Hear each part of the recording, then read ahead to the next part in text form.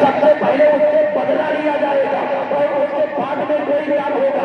خالد بن مرتضیٰ نے کہا کہ سنو اس سے تو بدلہ لیا جائے گا لیکن پہلے سے پتا کرنا ضروری ہے کہ حضرت عثمان غنی کو شہید کس نے کیا ہے, اس میں چال کس کی ہے اور اس آدمی نے قتل کیا ہے. لیکن حضرت امیر معاویہ نہیں مانے اور چپ کے آ گئے. تو اسی بات کو لے کر کے حضرت امیر معاویہ اور حضرت مولا علی میں جنگ ہو گئی تھی اور جنگ ایسی نہیں ہوئی, جنگ صفین ہوتی ہے حضرت امیر معاویہ سے اور حضرت علی سے جنگ صفین ہوتی ہے. اب آؤ ذرا دیکھتے چلو, جنگ جمل ہوئی ہے, جنگ صفین ہوئی ہے اور دونوں جنگ میں نہ جانے کتنے صحابہ شہید ہو گئے ہیں. انہیں باتوں کو مد نظر رکھتے ہوئے میرے آقا حسن نے حضرت امیر معاویہ کے حوالے سے خلافت کر دیا تھا. ذرا تاریخ کی اسٹڈی کرنے لگا ہوں, آپ نے جو ہے ذہن کو صاف رکھ کے بات کو سنیے گا. آؤ ذرا دیکھتے چلو. اب اس بات معاملات کو دیکھیے کہ حضرت امام حسن نے بھی خلافت دے دیا ہے, ادھر امام حسن نے ادھر خلافت دیا. آپ نے بھی حضرت امیر معاویہ کو اپنا خلیفہ مان لیا اور تمام کے تمام لوگوں نے حضرت امیر معاویہ کو اپنا خلیفہ مانا اور اسی اثنا نے حضرت امام حسن کو زہر دیا گیا اور جو حضرت امام حسن کو زہر دیا گیا تو وہ زہر کا الزام آپ کی بیوی حضرت جعفر پر لگایا گیا ہے کہ حضرت جعفر نے یعنی امام حسن کی بیوی نے امام حسن کو زہر دیا ہے. لیکن یہ بات تاریخ دانوں نے یہاں دھوکہ کھایا ہے. تاریخ دانوں کو اس کی بات کوئی سمجھ میں نہیں آئی. میرے آقا نبی کونین صلی اللہ علیہ وسلم بیان فرماتے ہیں اور وہ بیان فرماتے ہیں کہ میرے بیٹے حسن سے جس کا بدن ڈٹ ہو گئے جہنم کی آگ اس پر حرام ہو گئے. آپ بتاؤ حضرت جعفر امام حسن کی بیوی ہے تو آپ کا بدن ڈٹ ہوا ہو گئے اور اگر ڈٹ ہوا ہے تو نبی کے فرمان کے مطابق حضرت جعفر پر جہنم کی آگ حرام ہے.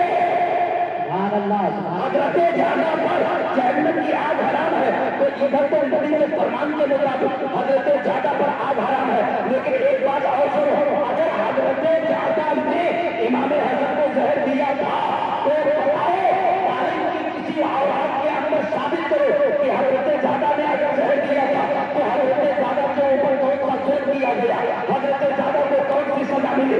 تاریخ میں حضرت جعفر کو کوئی سزا نہیں ملی.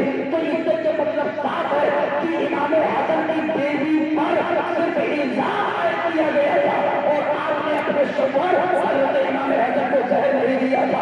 اب آؤ ذرا دیکھتے چلو. لیکن جب امام حسن اس دنیائے پانی سے پوچھ کر گئے یعنی زہر پی لیا اور زہر کی وجہ سے آپ جب شہید ہوئے تو وہ خلافت امام حسن والی امام حسین کے پاس پہنچ گئے. سبحان اللہ.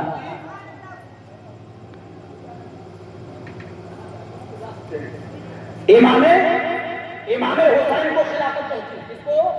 امام حسین کو. اور جیسے امام حسین کو خلافت پہنچی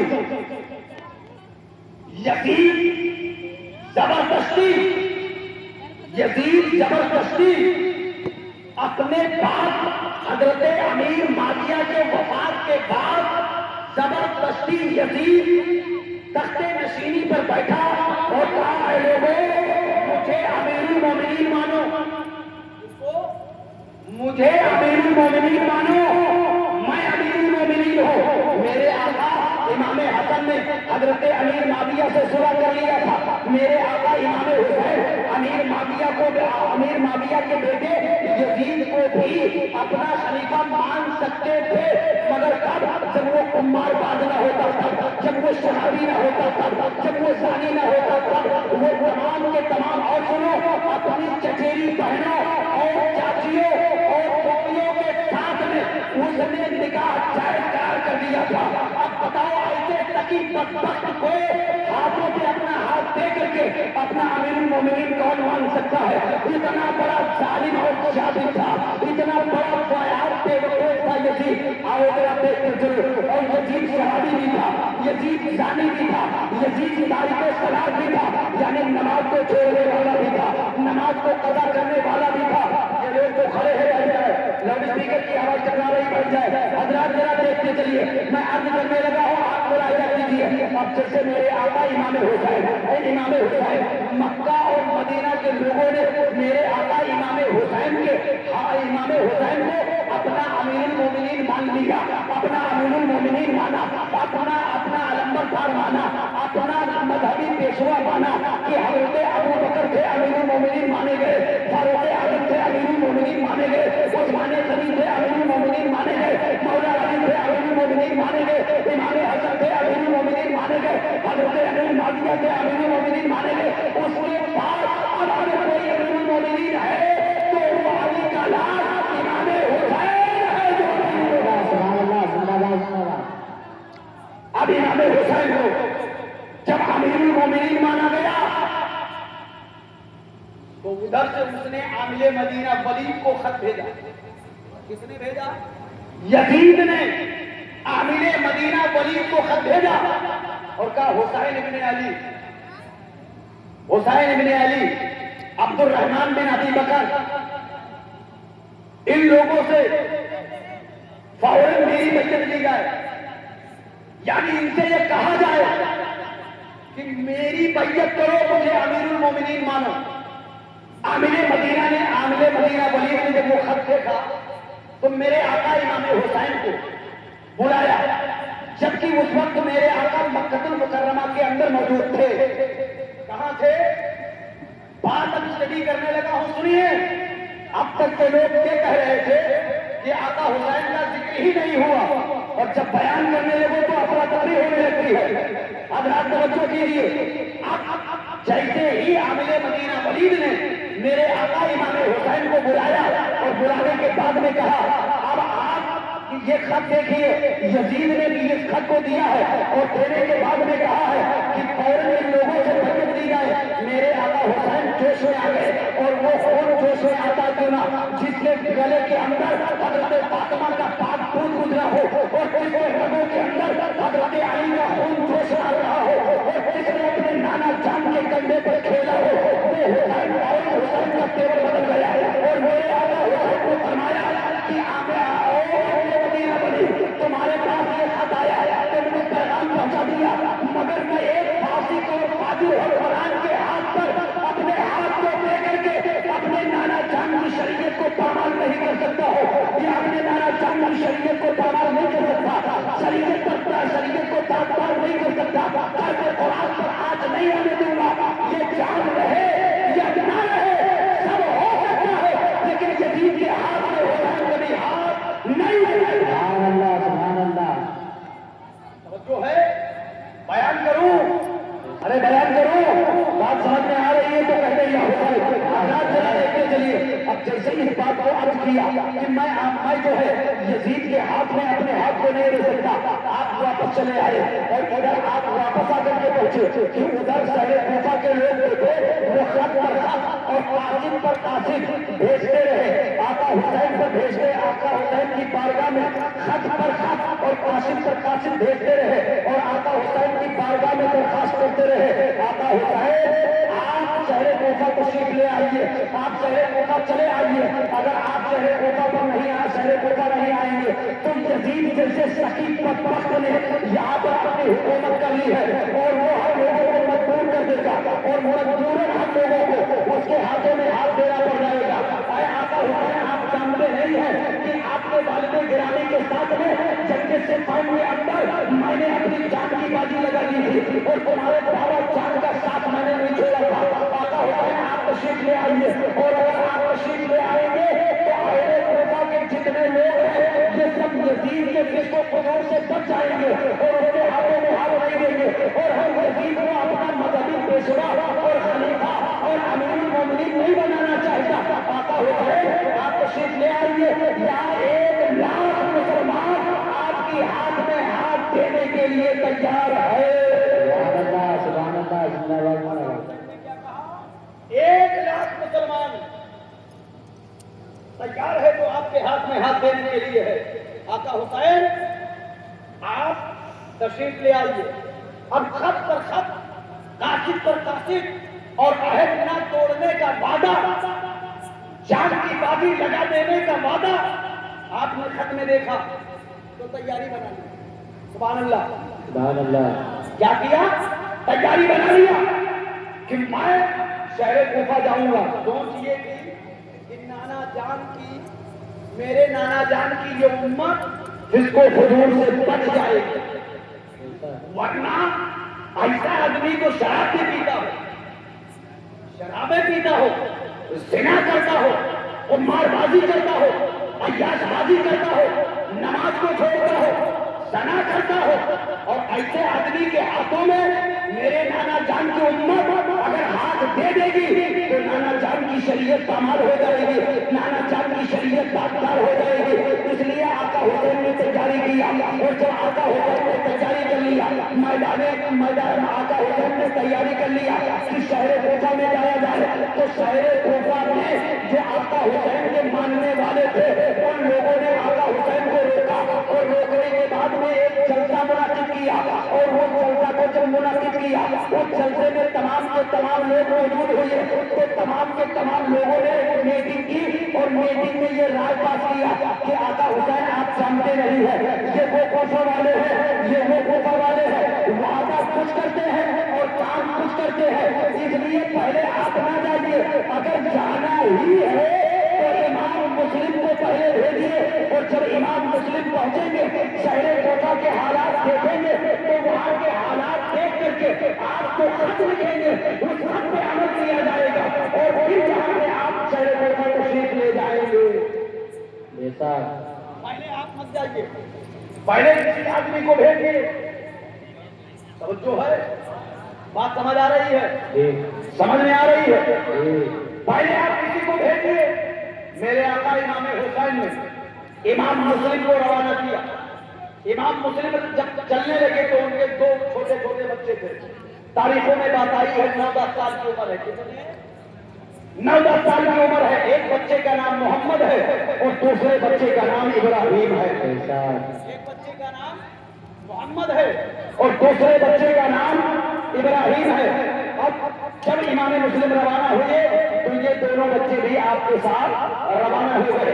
اب جہاں سے روانہ ہوئے, روانہ ہونے کے بعد میں میرے آقا امام حسین کے بھیجے ہوئے امام مسلم بن عقیل, حضرت امام مسلم بن عقیل اور دونوں بچے جیسے ہی شہر کوفہ کے اندر آپ پہنچے ہیں, آپ کو لوگوں نے دیکھا, اور دیکھنے کے بعد میں آپ کا خیر مقدم کیا, اور اس طریقے سے خیر مقدم کیا کہ کوئی بچوں کی پیشانی کو چوم رہا ہے, کوئی بچے کے قدم کو چوم رہا ہے, کوئی امام مسلم کے ہاتھ کا بوسہ دے رہا ہے, کوئی امام مسلم کے قدم کو چوم رہا ہے. ایک دن میں 40,000 صوفی امام مسلم کے ہاتھ میں ہاتھ دے کر کے اور آپ کی بیعت کو قبول کر لی. نعرہ تکبیر, نعرہ رسالت, مسلک اعلیٰ حضرت مولانا عرفان رضا صاحب قبلہ, نعرہ تکبیر, نعرہ رسالت. کتنے ہزار صوفی؟ 40,000 لوگوں نے, 40,000 لوگوں نے.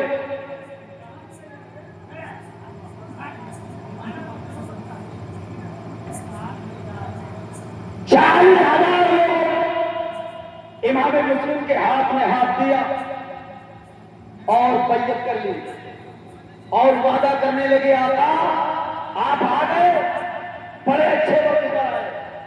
اچھا, اس وقت بصرے کے گورنر نعمان بن بشیر اس وقت بصرے کے گورنر, مگر تھے یزید کے ملازم. گورنر جو ان کو بنایا تھا وہ یزید نے ہی بنایا تھا. بات توجہ سے سنیے, یزید نے گورنر بنایا نعمان بن بشیر کو, اور ادھر سے مسلم بن عقیل پہنچے تو حضرت علی بن عروہ کے گھر قیام نصیب ہوئے. اور جب 40,000 لوگ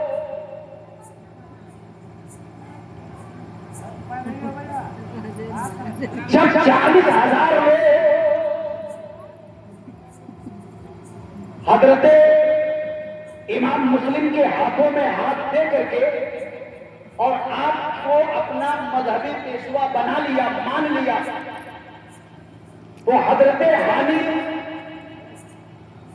उरुवा के घर पे हजरत मुस्लिम कयाम पसीर है और वहीं से आपने एक खत लिखा।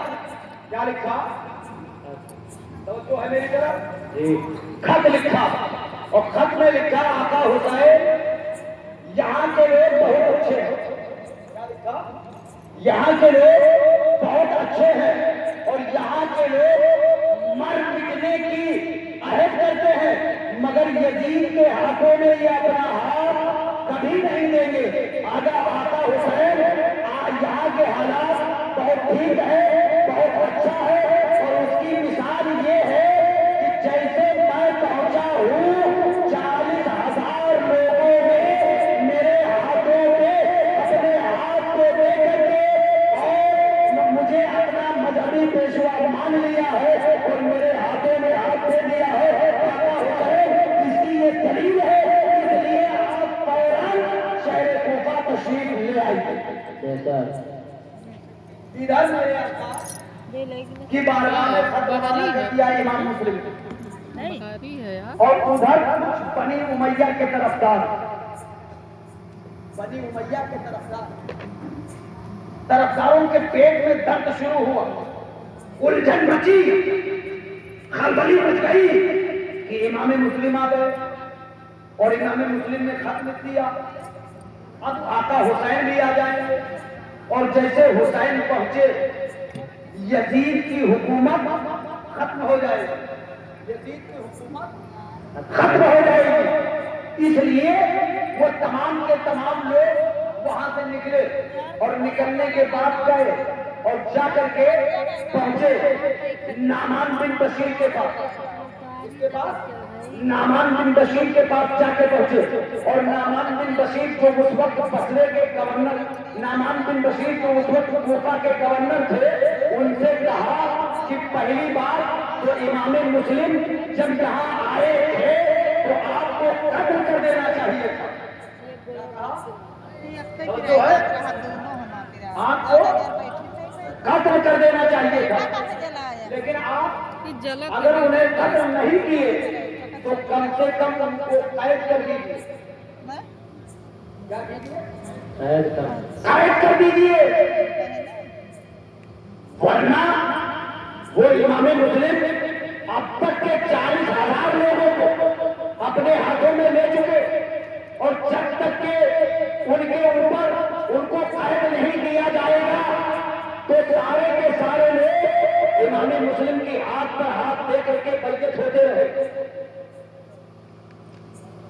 तो नामान बिन बशीर जो गवर्नर थे, उन्होंने कहा कि मैं एक हाशमी घराने के शेर को, नबी के गुलाब, नबी के बाग के एक फूल को मैं तोड़कर अपनी आकिबत खराब नहीं करना चाहता। सुभान अल्लाह, सुभान अल्लाह। मैं हाशमी घराने के लाल को, नबी के नवासे को, नबी के घराने के लाल को, आका हुसैन के भेजे हुए और रिश्ते के लिहाज से आका हुसैन के भाई को, रिश्ते में इमाम मुस्लिम आका हुसैन के भाई है, उनको कत्ल करके मैं अपनी आकिबत नहीं खराब करना चाहता। तो कहा अगर कत्ल नहीं कर सकते तो कैद ही कर लीजिए। तो आपने फरमाया सुनिए, वो घराने मुस्तफा का चश्मो चराग है, उनको राई के बराबर भी अगर मुझसे तकलीफ पहुंचे तो मर जाना बेहतर है, लेकिन हाशमी घराने के लाल को तकलीफ पहुंचाना नामान बिन बशीर को गवारा नहीं। सुभान अल्लाह, जिंदाबाद। और जैसे इस बात को कहा, अब बनी उमैया के जितने तरफदार थे यजीद के मानने वाले सब घबराए और समझ गए कि नामान बिन बशीर कुछ नहीं करेंगे, न कैद करेंगे, न कत्ल करेंगे और न उनको रोकेंगे, न जाने के लिए कहेंगे। इनकी साजिश है, इनकी साजिश है। अब वो आप देखते हैं کہ آپ کے مسجد مدرسہ کے لیے اگر کوئی معاملہ ہو، کوئی آدمی مسجد مدرسہ کی طرف کھڑا ہو کے بول دے تو لوگ کہتے ہیں اس میں فلانے کی سازش ہے، ورنہ ان کی ہمت کیا تھی کہ مدرسہ چلا لیتے، یہ تو فلانے کی سازش ہے۔ اور اسی میں اور ایک چیز بتائیں، یہ سازش میں نہ جانے کوئی کسی کا رقم لے لے، کیا کرے؟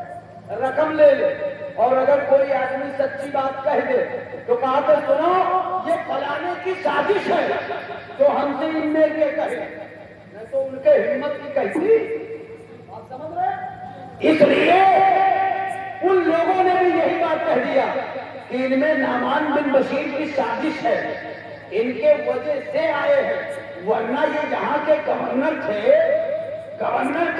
اور گورنر کو بڑی پاور ہوتی ہے، جب چاہے جب کر دے، جسے چاہے چاہے۔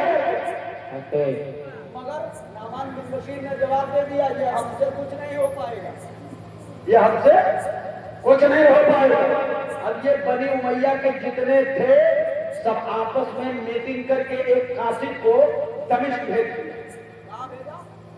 دمشق، یزید جہاں بیٹھا تھا یزید کے پاس خط لکھ کے بھیجا۔ اب یہ قاصد جب یزید کے پاس پہنچا تو یزید اس خط کا مضمون تھا کہ مسلم بن عقیل مکہ سے تشریف لے آئے ہیں اور 40,000 لوگوں نے مسلم بن عقیل کے ہاتھوں میں ہاتھ دے کر کے بیعت کر لی ہے، اور آقا حسین کو خط بھیجا جا چکا ہے، آقا حسین بھی آنے والے ہیں۔ یہاں کی بات پہ اپنے آپ سنبھالیے، ورنہ نعمان بن بشیر آپ کے گورنر ضرور ہے لیکن یہ کوئی کارروائی نہیں کریں گے اور حکومت آپ کی شہر کوفہ سے مٹا دی جائے گی۔ اب جیسے کہ خط دمشق پہنچا، کہاں پہنچا؟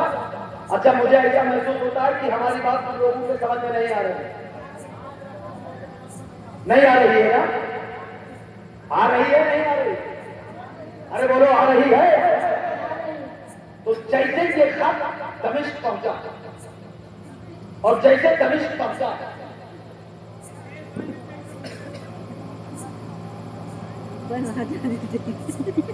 دمشق پہنچا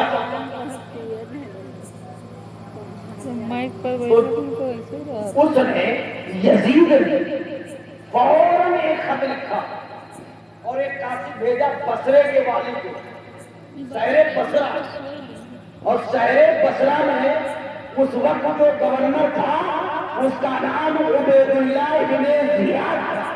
کیا نام تھا؟ عبید اللہ ابن زیاد۔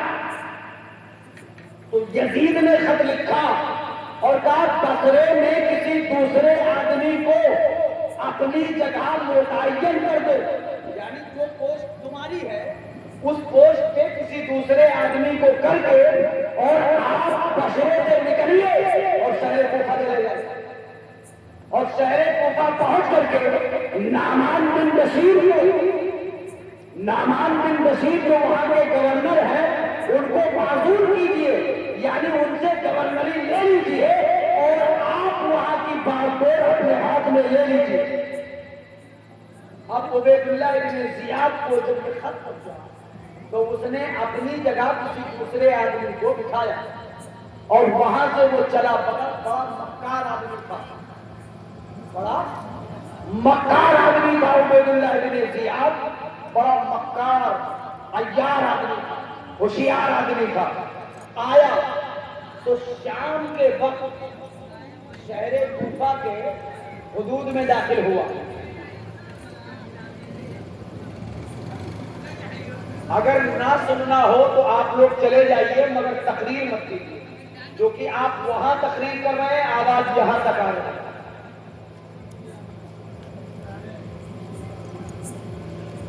نعمان تو عبید اللہ ابن زیاد اس راستے سے آیا جس راستے سے آقا حسین کو آنا تھا۔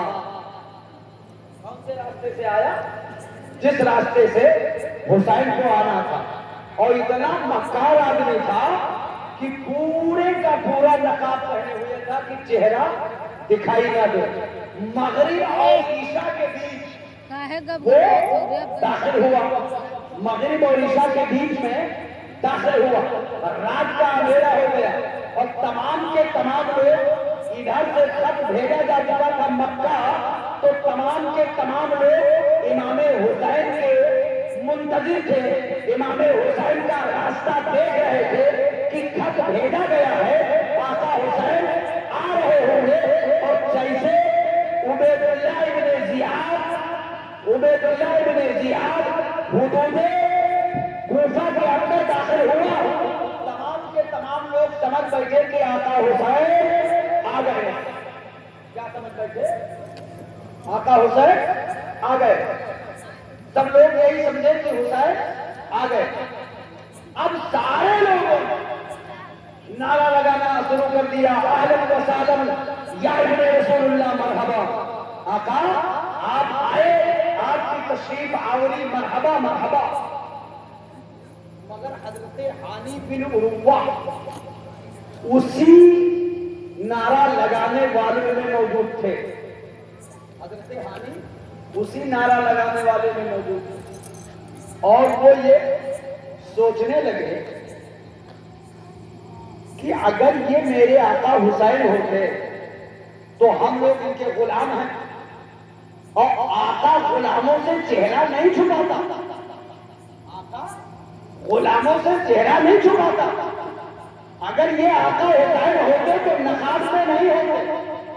یہ بات حضرت حانی بن عروہ سوچتے رہے، چلتے رہے، سوچتے رہے، چلتے رہے، سوچتے رہے، چلتے رہے، مگر اب برداشت نہیں ہوا، برداشت نہیں ہوا، تو آپ نے اپنے اندر ہمت جٹایا اور پھر اس کے نقاب کو پکڑ کر جھٹکا دیا، اور جیسے نقاب کو پکڑ کر جھٹکا فوراً دیکھا اس کا چہرہ، تو کہا ہے شہر کوفہ والے تمہارے امتحان کا وقت قریب آ گیا، یہ آقا حسین نہیں، یہ بصرے کا گورنر عبید اللہ ابن زیاد ہے۔ کون ہے؟ یہ بصرے کا گورنر عبید اللہ ابن زیاد ہے، ابن زیاد یہ بڑا مکار اور ہتھیار اور ہوشیار ہے، اب تمہارے امتحان کا وقت قریب آ گیا۔ مگر وہ رکا نہیں، لوگ آپس میں مشورہ کرتے ہیں، مگر ایک بات اور نقطۂ نظر سمجھو کہ وہ آیا تھا جب تو یا تو اکیلا رہا یا تو اس کے ساتھ میں 2-4 لوگ رہے، اور ادھر 40,000 لوگ امام مسلم کی ہاتھ میں ہاتھ پھیر کر کے بیعت کر چکے تھے۔ اگر سارے کے سارے لوگ اسی وقت تن کر کھڑے ہو ہوتے تو عبید اللہ ابن زیاد دارالعمارت میں نہ پہنچتا، قبول کر دیا جاتا، مگر لکھا ہی کچھ اور تھا، لکھا ہی کچھ اور تھا۔ سارے لوگ اپنی جگہ خاموش رہے، وہ دارالعمارت میں پہنچا، کسی طریقے سے لوٹ پیٹ کر رات گزری، صبح ہوا، فجر کے وقت اس نے کوفہ کی مسجد میں ایک میٹنگ کی اور اعلان کیا، اے لوگوں مجھے یہ خبر ہے کہ مسلم بن عقیل مکہ المکرمہ سے شہر کوفہ میں آ چکے ہیں، مجھے یہ بھی خبر ہے کہ حضرت امام حسین کو خط لکھا جا چکا ہے اور وہ بھی آنے والے ہیں، مجھے یہ بھی خبر ہے کہ 40,000 لوگوں نے امام مسلم کی بیعت قبول کر لیا ہے، مجھے یہ بھی خبر ہے کہ امام مسلم اپنے دونوں بچوں کے ساتھ شہر کوفہ میں تشریف لائے ہیں، اور مجھے یہ بھی خبر ہے کہ امام مسلم کس کے گھر پر موجود ہے۔ اب میرے اعلان کو سنو کہ جس بھی گھر سے امام مسلم کا یا امام حسین کا نام آیا اس کی زبان کاٹ لی جائے گی، اور دوسرا ہاتھ امام حسین کی ہاتھ کے لیے، امام حسین کی ہاتھ میں بیعت ये पढ़ा उसके हाथ को काट दिया जाएगा, और जिसके घर से इमाम मुस्लिम पकड़े गए उसके घर वालों को कत्ल कर दिया जाएगा, और उसके घर को बिस्मार कर दिया जाएगा। ये उसका ऐलान था। इसका उबैदुल्लाह इब्न जियाद का ऐलान था। शहर कूफा के अंदर एक सन्नाटे का आलम छा गया। जितने लोग अब तक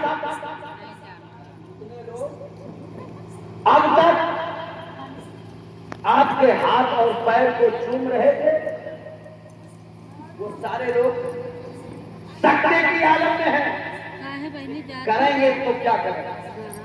अब जब जलसा खत्म हुआ वहां से उठे तो मुस्लिम बिन अकील हजरत हानी बिन उरुवा के घर पे थे, और जब ये जलसा हो रहा था तो उस जलसे में हजरत हानी बिन उरुवा मौजूद थे। उस जलसे में हजरत हानी बिन उरुवा मौजूद थे जलसे के अंदर। वहां से उठे आप आ रहे हैं तो दिल में सोच रहे हैं क्या करें? भाई कोई ऐसी बात आ जाएगी तो हर आदमी तशना में आ जाएगा, सोचने लगे क्या करूं? अगर मैं एक हाशमी जवान को इस जालिम के हाथ में दे देता हूं तो ईमान बर्बाद हो जाएगा, आखिरत खराब हो जाएगी, तीनों दुनिया पामाल हो जाएगा। आप चलते रहे, सोचते रहे, फिर अपने दिमाग में ठान लिया, अपने दिमाग में सोच लिया कि कुछ भी हो जाए हजरत हानी बिन उरुवा अपना सर को दे सकता है, मगर मुस्लिम बिन अकील को उबैदुल्लाह इब्न जियाद के हवाले नहीं कर सकता है। समझ रहे हैं? और ये मोहब्बतें बड़ी काम की है, ये मोहब्बत बड़ी काम की है। आप पागल हैं जो रात की कुर्बानी दे रहे हैं? आप पागल है जो यहाँ बैठे? नहीं, यही आका हुसैन की मोहब्बत है। और अगर मेरे आका इमाम हुसैन ने मैदान करबला में कह दिया, मैदान क़यामत में कह दिया, अरे मेरे नाना जान ये सब के सब गुनहगार तो बहुत हैं, मगर तेरे नवासे हुसैन के वफादार हैं, तेरे नवासे हुसैन के वफादार हैं। रात की तारीकी में गर्मी का आलम था, बिस्तर को छोड़कर, पंखे को छोड़कर ये सारे के सारे लोग हमारे जिक्र को सुनने आए थे और बैठे हुए। आप समझ रहे? तो अब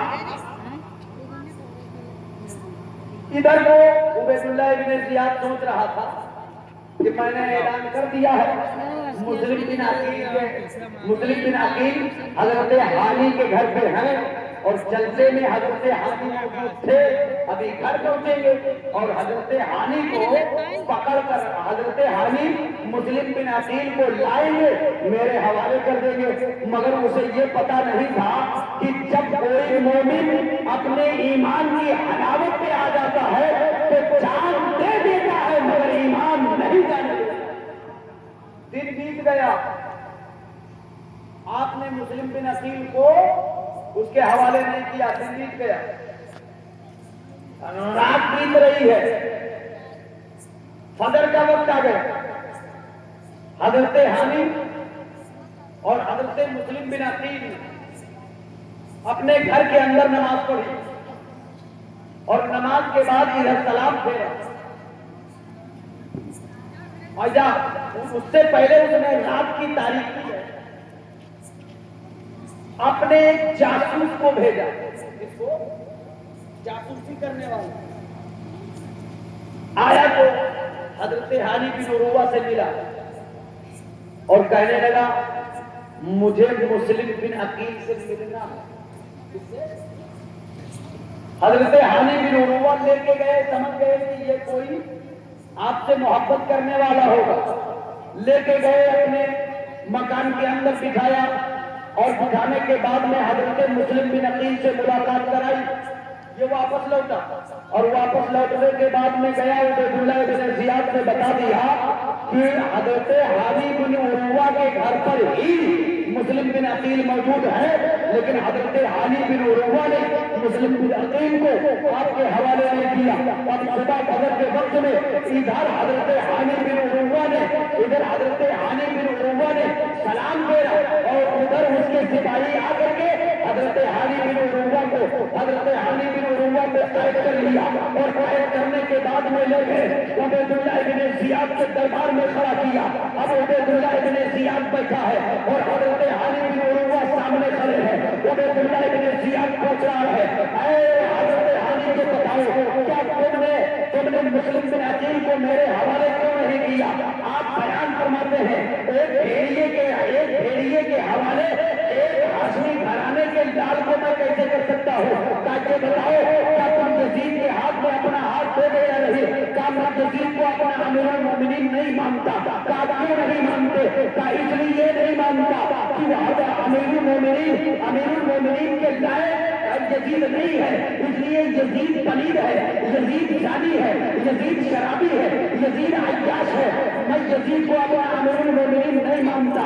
کیا سنو، اگر تم یزید کو اپنا امیر المومنین نہیں مانو گے تو یزید کے بارے میں اگر تم الٹا سیدھا بولو گے تو تمہاری زبان کاٹ لی جائے گی۔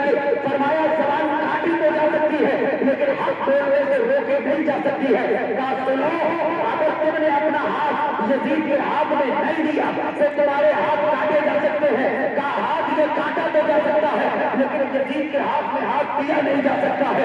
کا سنو، اگر تم نے یزید کو اپنا امیر المومنین کیوں نہیں مانتے؟ کا نہ میں نے مانا ہے اور میں امیر المومنین مانوں گا۔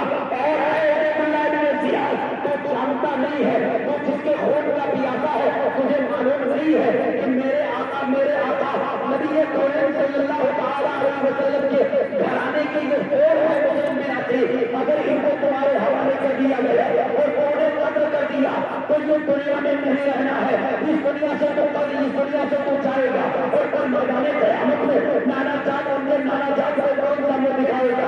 اس لیے میرا مشورہ ہے کہ یزید کی ملازمت کو چھوڑے اور حسین کے دامن میں آ جا، تو یہ دنیا میں کامیاب ہوگی اور دنیا میں کامیاب ہوگی۔ اور یہ آپ کو چند سکوں کے بدلے میں اپنا ایمان بیچنے میں لگا ہے۔ ارے ایمان کا سودا نہ کر تاکہ میدان قیامت میں ان کو نانا چاند کے صدقے تجھے جنت میں داخل کیا جا سکے۔ تب تک کہ عبید اللہ بن زیاد کہتا ہے، میں نے تجھے تقریر کے لیے نہیں بلایا ہے، یہ بتا کہ یزید کو امیر المومنین مانتا ہی تو نہیں؟ کیا یزید کو امیر المومنین نہ مانتا تھا نہ مانتا ہوں اور نہ کبھی مانوں گا۔ اس لیے یزید فاسق ہے، فاضل ہے، یزید ہے، امیر، میں اس کو اپنا امیر المومنین نہیں مانتا۔ اتنا کہا اس ظالم نے فوراً حکم دے دیا، ایک چھڑی تھی اس کے ہاتھ میں، اس نے حضرت علی بن عروہ کے سر پر مار دیا، سر پٹ گیا، آپ لہو لہان ہو گئے، سر پٹا آپ لہو لہان ہو گئے۔ آپ اپنے سینے پہ ہاتھ رکھ کے بتائیے حضرت علی بن عروہ کا قصور کیا تھا؟ بتائیے یار، امام حسین کا ذکر سننے والے غور سے سنو، ان کا قصور کیا تھا؟ یہی قصور کہ انہوں نے نبی کے گھرانوں کے نبی کے لال سے محبت کر دیا، یہ قصور تھا؟ یہی قصور کہ امام حسین کے بھیجے ہوئے بھائی کو آپ نے اپنے گھر میں رکھ لیا، یہی قصور تھا کہ آپ نے شرابی کے ہاتھ میں ہاتھ نہ دیا، یہی قصور؟ نہیں، یہ قصور نہیں تھا، یہ آپ کا ایمان تھا کہ سر کو دے سکتا ہو مگر ایمان نہیں دے سکتا۔ اور آج کا مسلمان حسین کا دامن نماز کا بول نہ پڑا، دامن نہ چھوڑا، جھوٹ بولا نہ چھوڑا، اور کسی کی کوئی چیز گری پڑی اگر مل جائے تو اٹھائے لے تو کونو زندگی میں دیب نہ، اٹھائے لے اگر تو کونو زندگی دیبو نہ کرم، یہ چکر میں رہا۔ اور حسین کا دامن چھوڑا، اچھا حسین کا دامن نہ چھوڑو اور کسی किसी की गिरी पड़ी चीज को पा जाओ तो उसे भी ना छोड़ो। एक चीज बता दो, बात पूरी करेंगे इंशाअल्लाह बैठे रहिए आपको समझाने के लिए। मुफ्ती आजम हिंद को कौन नहीं जानता? सरकार आला हजरत के बेटे का नाम मुस्तफा रजा खां है, जिनको मुफ्ती आजम कहा जाता है। कोई एक आदमी आया उनसे कोई चीज लिखवाने के लिए, क्या करने के लिए? लिखवाने के लिए।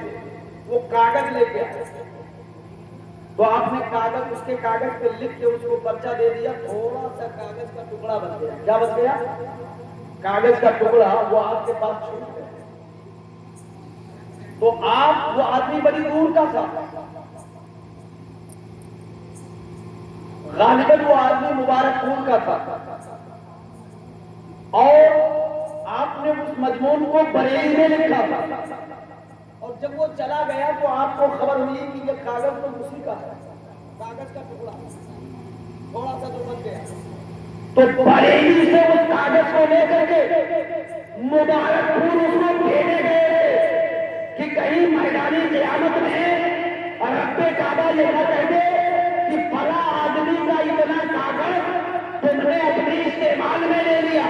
अब एक कभी इतना कागज बरेली के मुस्तफा रजा खां अपने इस्तेमाल में नहीं ले सकते, तो किस शरीयत ने इजाजत दे दी है कि किसी के मकान को हड़प लिया जाए, किसी के दुकान को हड़प लिया जाए, किसी के जमीन को हड़प लिया जाए, किसी के जायदाद को हड़प लिया जाए? अरे उनके पास तो वो कागज छूट गया था, फिर भी वो देने ले गए, उस मालिक को उसका मालिकाना हक पहुंचाने गए थे। और आज अगर किसी की कोई चीज गिर जाए और कोई आदमी उठा ले और देख भी ले और मांगने चला जाए, तो कागज तो हार ना हो अमाल,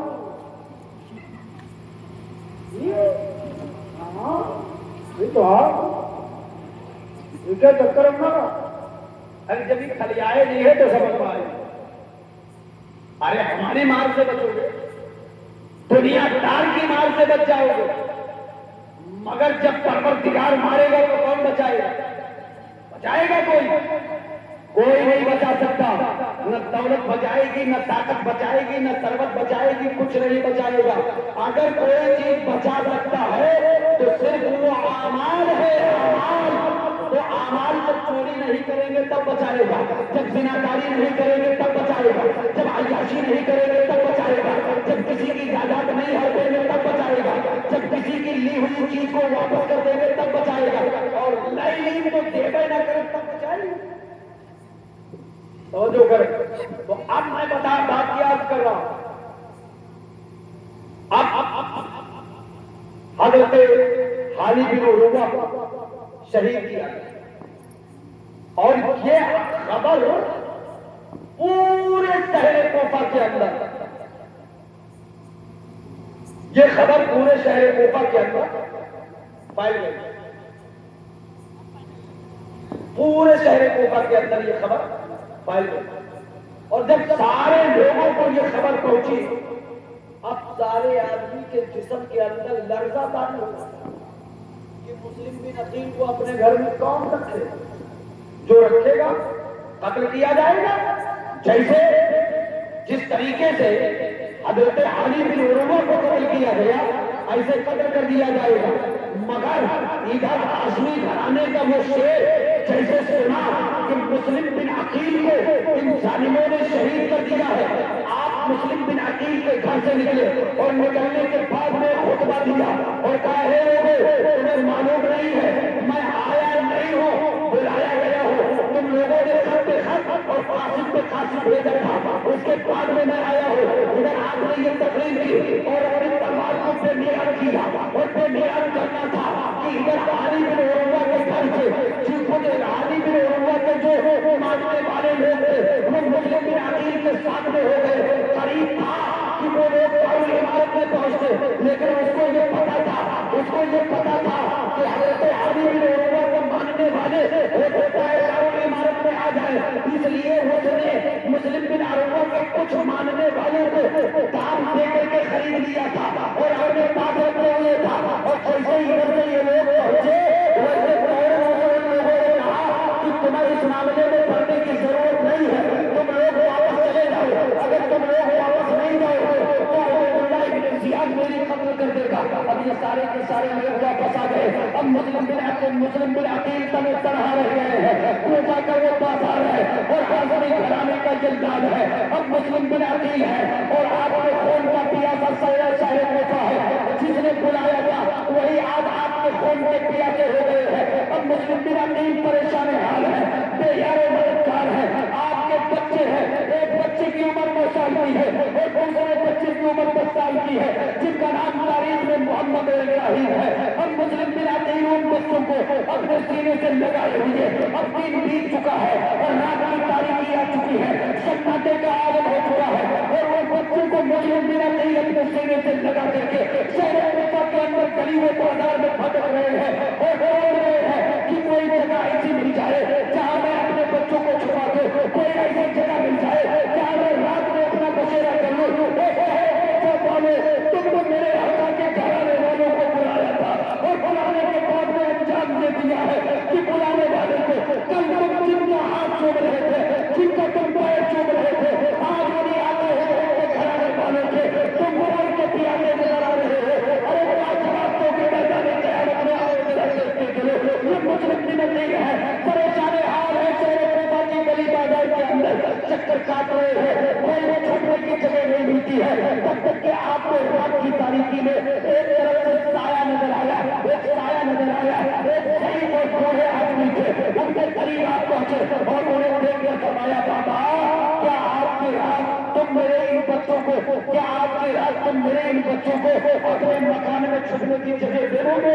अगर इन बच्चों को आप अपने मकान में छुपा लो, कल मैदान क़यामत में मैं तुम्हारी शफाअत करा करके जन्नत दिलाऊंगा। अगर तुमने मेरे बच्चे को आपकी रात बना दे दी तो तुम्हें मैदान क़यामत में तुम्हारी शफाअत करा के मैं तुम्हें जन्नत में दिलाऊंगा। इतना कहना था तब तक के वो शख्स ने कहा, उन बूढ़े आदमी ने कहा, बताओ आखिर तुम कौन हो, वहां से आए हो, क्या नाम है? कहा, सुनो मैं मदीने का मुसाफिर हो और मुझे मेरे कोफा वालों ने बुलाया था। मैं मदीने घराने का लाल हूँ और मेरा नाम मुस्लिम बिन अकील है और मेरे साथ में मेरे दो नन्हे बच्चे, एक का नाम मोहम्मद और दूसरे का नाम इब्राहिम है। इतना कहना था कि उस कौन हुए का नाम तारीख में काफी शरीफ बयान किया जाता है। अब उस बूढ़े आदमी ने इनका हाथ पकड़ा और बुझाने में जब चराग की रोशनी में देखा कि ये तो यकीनन नबी के घराने का लाल है। आपने थोड़े को कदम मोशी की और औरों को छुमा और बच्चों को गले में लगाया और उनको खाना खिलाया और बच्चों को प्यार किया और फरमाया, आप कहीं पे कयाम कीजिए, आपको कहीं जाने की जरूरत नहीं है। अब आप काजी शरीफ के घर पे और रात का बसेरा कर लिया है और रात का बसेरा करने के बाद में बसेरा करने के बाद में अब सुबह की तारीख हुई है, सुबह की तारीख हुई और आप जो है मैदान में बसे हुए शेर की तरह निकल पड़े। अब मैदान में बसे हुए शेर की तरह आप निकल गए हैं और निकलने के बाद में काजी शरीफ से कहते हैं, ओ काजी शरीफ मैं तो जा रहा हूँ, लेकिन तुम याद रखना कि मेरे बच्चों को कोई मदीना जाने वाला काफिला अगर मिल जाए तो ये मेरे बच्चों को काफिले वालों के साथ कर देना ताकि ये मेरे बच्चे सही सलामत मदीना पहुंच जाए। अब ये मुस्लिम बिन अकील है और आपने अपने बच्चों को छोड़ दिया है और छोड़ने के बाद में जो है अब आप पूरा दिन उजाड़ में बसर करते हैं और बसर करने के बाद में रात की जो है बसर करने के बाद में जब शाम होने को आती है तो आप फिर जो है आते हैं और आने के बाद में इसी शहर कोफा के अंदर आपका जो है चक्कर लगाते हैं, शहर कोफा के अंदर चक्कर लगाते हैं। आपको प्याज की शिद्दत है, आपको प्याज की शिद्दत है और आपने खातून को देखा और खातून को देखा तो फरमाया, आए क्या तुम मुझे कोई घूट पानी पिलाएगी? अगर तू आज मुझे पानी पिलाएगी तो कल मैदान क़यामत में मैं तुझे आगे कोसर से माला माल कर दूंगा, मैं तुझे आगे कोसर से माला माल कर दूंगा। अब वो खातून कौन है? उस खातून ने देखा और देखने के बाद में कहा, ऐ नौजवान आखिर तू कौन है और तू कहाँ से आया है, कौन है? आपने बयान फरमाया, मैं मुस्लिम बिन अकील हूँ और मेरा पता मैं मुस्लिम बिन अकील हूँ, मक्का और मदीने का मुसाफिर हूँ और ये कोफा वालों ने बुलाया था, इन्हीं के बुलाए हुए से आया था। अगर आप सुनते चलिए, अब मुस्लिम बिन अकील को वो औरत अपने घर पे ले गई है, उस औरत का नाम तवा है, तवा। अब वो औरत अपने घर पे लेके गई है और ले जाने के बाद में मुस्लिम बिन अकील के कदम को चूमा है और धोने के बाद में उनको पानी पिलाया है जो उसके घर में था। अब मुस्लिम बिन अकील के सामने पेश किया है। अब वो खातून हो और खुश है, ऐसी खुश खुश है और इतनी खुश है जैसे उसे ये मालूम होता है कि आज की रात उसके घर में जन्नत गुजर आई है। खातून इतनी खुश है